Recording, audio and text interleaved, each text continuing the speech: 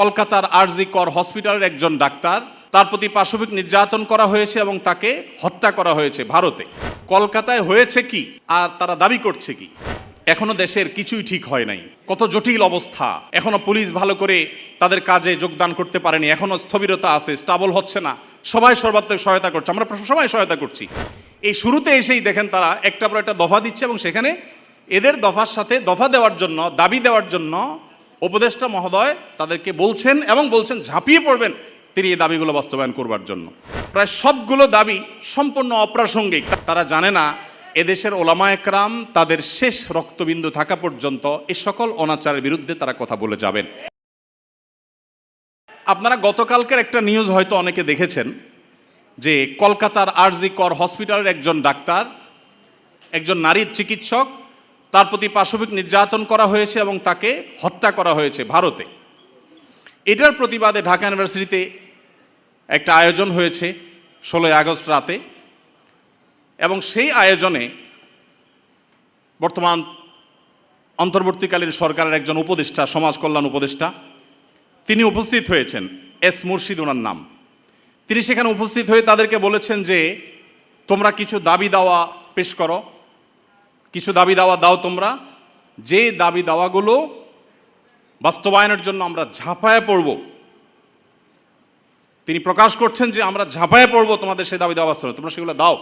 দাবি দেওয়া তো রেডি ততক্ষণে, তিনি দিতে বলছেন এবং বলছেন যে ঝাঁপায়ে পড়ব আমরা।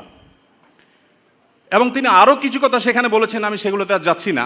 তার পুরো কথার খোলাসা হলো যে পুরা তার কাছে যে সরকারি শক্তি আছে, তার পুরো ডিপার্টমেন্ট ঝাঁপায়ে পড়বে সেগুলো বাস্তবায়ন করবার জন্য। শুধু তাদেরকে উৎসাহ দিচ্ছেন, তিনি অনুপ্রাণিত করছেন যে তোমরা সেগুলো দাও। তারা দিয়েছে। তারা কি দিয়েছে? 13টা দফা বা দাবি দিয়েছে। এই 13টা দফা দাবির ভিতরে আমি যদি একটু পড়ে শোনাবার চেষ্টা করি, এর ভিতরে একটা দাবি ছিল 3 নম্বরের, সেটা হলো ধর্ম, গোত্র এবং বর্ণের ঊর্ধ্বে গিয়ে প্রতিটি লিঙ্গের মানুষের সম্পত্তিতে সমান অধিকার দিতে হবে। এটা আমাদের প্রচলিত আইন বিরুদ্ধ যেমন, তেমনি এদেশের সংখ্যাগরিষ্ঠ মানুষ মুসলমানদের কোরআনে কারিমের সুস্পষ্ট বিধানের হুবহু বিপরীত। এর আগে বিভিন্ন সরকার যেটা চেষ্টা করেছে, করতে পারে নাই। এখন বৈষম্য দূর করবার নাম দিয়ে কলকাতায় হয়েছে কি আর তারা দাবি করছে কি? কলকাতায় হয়েছে একজন নারী চিকিৎসক পাশবিক নির্যাতনের শিকার হয়েছেন, তাকে খুন করা হয়েছে। পৃথিবীতে মুসলমানরা নারীদের অধিকার নিয়ে যখন কথা বলেছে, তখন আজকালকার নারীবাদীদের জন্ম হয় নাই। মুহাম্মদ সাল্লাল্লাহু আলাইহি সাল্লাম যখন নারী অধিকার নিয়ে কথা বলেছেন, তখন এই নারীবাদীদের 14 গোষ্ঠীর কারোর জন্ম হয় নাই।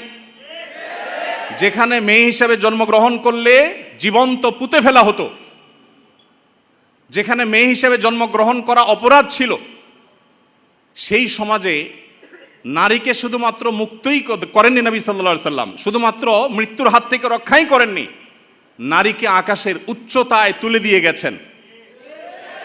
কোনো বাবা মা যদি 2টি কন্যা সন্তানকে সঠিকভাবে যথাযথভাবে লালন পালন করে, তার জন্য জান্নাতের গ্যারান্টি দিয়েছেন। তার বিপরীতে 1 ডজন ছেলে সন্তান পালন করলেও এই সুসংবাদের কথা নবী সাল্লাল্লাহু আলাইহি সাল্লাম বলেন নাই। তো সেই মুসলমানদেরকে যদি নারীদের অধিকারের সবক শুনাতে আসা হয়, তো সেটা দুর্ভাগ্যজনক বিষয় ছাড়া কিছুই না। ভাইরা আমার, এখানে আপনারা দেখতে পাচ্ছেন হয়েছে একজন নারী চিকিৎসকের প্রতি জুলুম, নির্যাতন, সেটার প্রতিবাদ হবে। কিভাবে তার জুলুম থেকে রক্ষা করা যায় সেটা বলা হবে। দাবি হচ্ছে কি দেখেন, প্রায় সবগুলো দাবি সম্পূর্ণ অপ্রাসঙ্গিক। তার মানে একটা সুনির্দিষ্ট এজেন্ডা বাস্তবায়ন করবার জন্য ইচ্ছাকৃতভাবে অপ্রাসঙ্গিকভাবে এই সমস্ত দাবিগুলো তারা তুলে আনছে। এর ভিতরে একটা হলো দেখেন, যেটা বললাম, ধর্ম, গোত্র, বর্ণের ঊর্ধ্বে উঠে, মানে কোরআনের বিধানকে সাইডে রেখে বাদ দিয়ে সকল লিঙ্গের মানুষের সম অধিকার। এখানে একটা জিনিস দেখেন, সকল লিঙ্গের মিনিংটা কি? সকল লিঙ্গ মানে কি? নারী পুরুষ? জি না। মূলত সমকামিতার কথা সরাসরি না বলে এই যে সকল লিঙ্গ, তারপরে যে আপনার জেন্ডার ডাইভার্সিটি, জেন্ডার বৈচিত্র্য, লিঙ্গ বৈচিত্র্য, এগুলো সবগুলোর মিনিং হলো যে এখানে তারা সমকামিতাকেও একটা লিঙ্গ হিসাবে, সমকামীদেরকে একটা লিঙ্গ হিসাবে, ট্রান্সজেন্ডারদেরকে একটা লিঙ্গ হিসাবে এখানে প্রবেশ করাচ্ছে, সরাসরি বলছে না। তো যাই হোক, এখানে কোরআন কারীমের আয়াতের বিধান থেকে আমাদেরকে, সারা দেশের মানুষকে সরে আসার জন্য আহ্বান করছেন। এই দেশে ছাত্ররা বৈষম্য বিরোধী কোটা বিরোধী আন্দোলন করেছে কি কোরআনে কারিমকে পরিবর্তন করবার জন্য? কোরআনের বিধানকে উল্টাবার জন্য মুসলমানরা রক্ত দিয়েছে? কিন্তু তারা তো সে দাবি করছে। আমাদের ছাত্রদের, আমাদের মুসলমানদের রক্তকে তারা কিসের বিনিময়ে বিক্রি করছে দেখেন। দ্বিতীয় দাবি দেখেন, ইউনিফর্ম ফ্যামিলি কোড চালু এবং তার বাস্তবায়ন করতে হবে। এটার সহজ কথা হলো যে মুসলিম পারিবারিক আইন যেটা আছে এটা তুলে দিতে হবে এবং তারা যে সমাজ চায় সেই সমাজ সোজা কথা বাস্তবায়ন করতে হবে, যেটা এদেশের সংখ্যাগরিষ্ঠ মানুষের চিন্তা, দর্শন, মূল্যবোধের পরিপন্থী। 4 নম্বর এটা। 5 নম্বর দফা হলো এখানে সন্তানের অভিভাবকত্বের আইন পরিবর্তন করতে হবে। নারীকে সন্তানের অভিভাবকত্ব দিতে হবে। কোরআন পুরুষকে, বাবাকে অভিভাবকত্বের দায়িত্ব দিয়েছে এবং সেটা আমাদের সমাজে প্রতিষ্ঠিত, এটা আমাদের সমাজের সংস্কৃতি, এটা এদেশের মানুষের আবহমানকাল থেকে আসা সংস্কৃতি। এটাকে পরিবর্তন করে ফেলতে হবে। দেখুন, এগুলো এতটা অপ্রাসঙ্গিক এই সমাজে যে এগুলো নিয়ে এদেশের মানুষের কোনো কনসার্ন নাই, কিন্তু তাদের কনসার্ন আছে। দেখেন, 5 নম্বর হলো সন্তানের অভিভাবকত্বের আইন পরিবর্তন।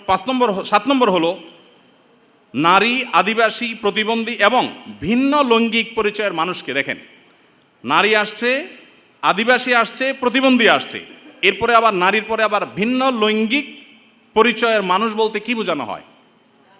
পুরুষ এবং মহিলা ছাড়া ভিন্ন লিঙ্গ এর পরিচয় দেয় যারা, তারা কারা? ট্রান্সজেন্ডার। আরো সহজ করে বলতে গেলে সমকামী।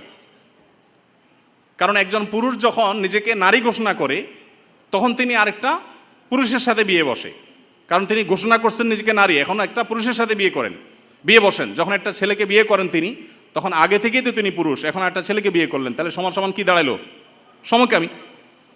তো এই সমকামিতা এদেশে মানুষকে গিলানো সহজ হবে না, সেজন্য এই সমস্ত শব্দের মায়ের পেশ তারা দিচ্ছে। আপনি দেখেন প্রতিটা দফায় হয়েছে কলকাতায় কি আর তারা দাবি করছে কি। তো এই যে ব্যাপারটা দেখেন, এখানে তারা বলছে যে নারী, আদিবাসী, প্রতিবন্ধী এবং ভিন্ন লৈঙ্গিক পরিচয়ের মানুষদের প্রতিনিধিত্বের জন্য যৌক্তিক অনুপাতে কোটা বরাদ্দ দিতে হবে। যে কোটা বিলুপ্তির জন্য এত কিছু, সেই ছাত্রদের করা সরকারের উপদেষ্টা এখন কোটা চাচ্ছেন সমকামীদের জন্য। বলেন, এই মানুষগুলো যারা শারীরিকভাবে সুস্থ সবল, তারা নিজের মেধায় তো লড়তে পারেন, কিন্তু এখানে নারীদের জন্য শুধু কোটা চাচ্ছেন তিনি তা না, তিনি ভিন্ন লৈঙ্গিক পরিচয়ে ধারণকারী মানুষদের অর্থাৎ সমকামীদের জন্য তিনি কোটা চাচ্ছেন। সমকামীদের শুধু বৈধতা দেওয়ার কথা বলছেন না, তাদের জন্য কোটা রাখার দাবি করা হচ্ছে।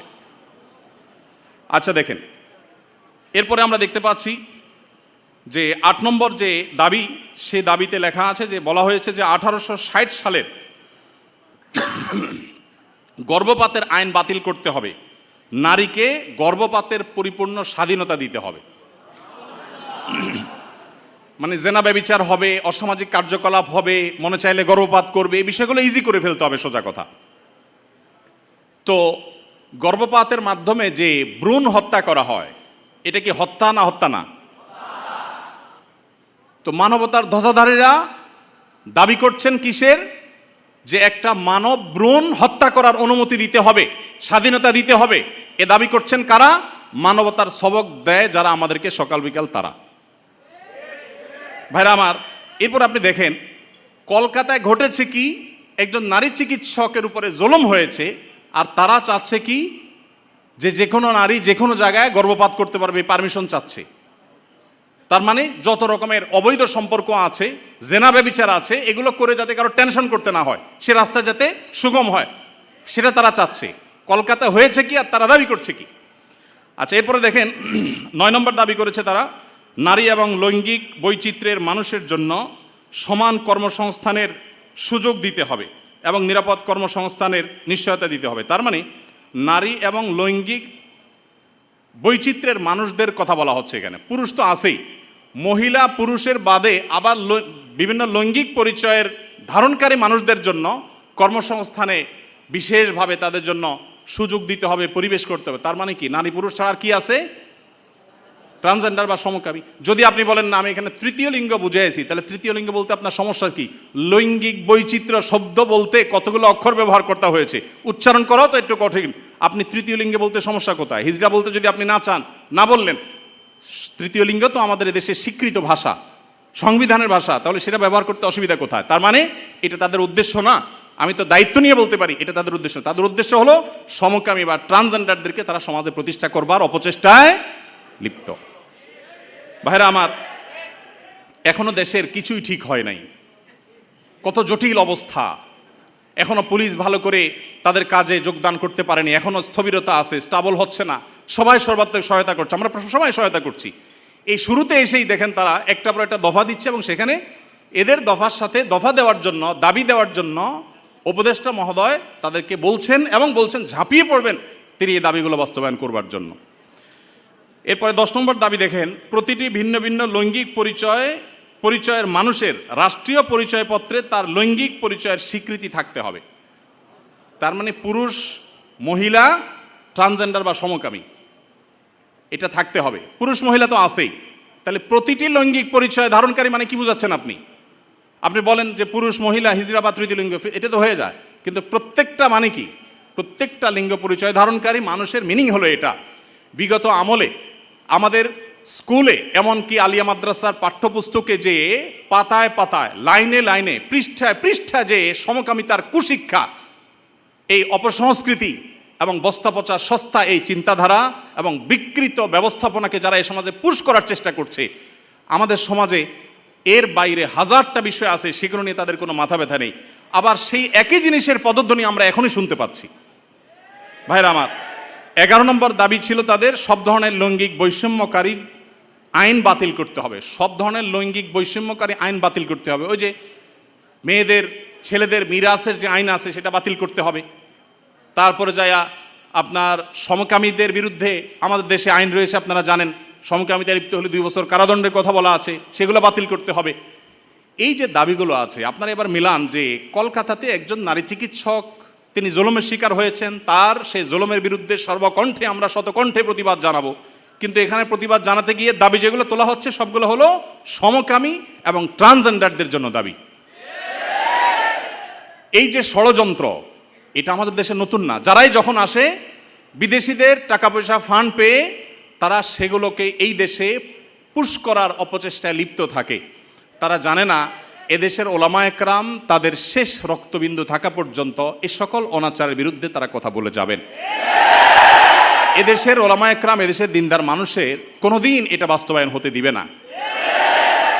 মালয়েশিয়ানরা যদি সমকামীদের যে সিম্বল, তাদের যে রংধনুর সিম্বল, সেই কালারগুলো, সেই 6 কালার, এগুলো যদি কেউ কোনো পোশাকে, আশাকে, ঘড়িতে, কোনো কিছুতে ধারণ করে, আমি যদি ভুল না বলে থাকি, না জেনে থাকি, তাহলে 3 বছর কারাদণ্ডের কথা বলা আছে।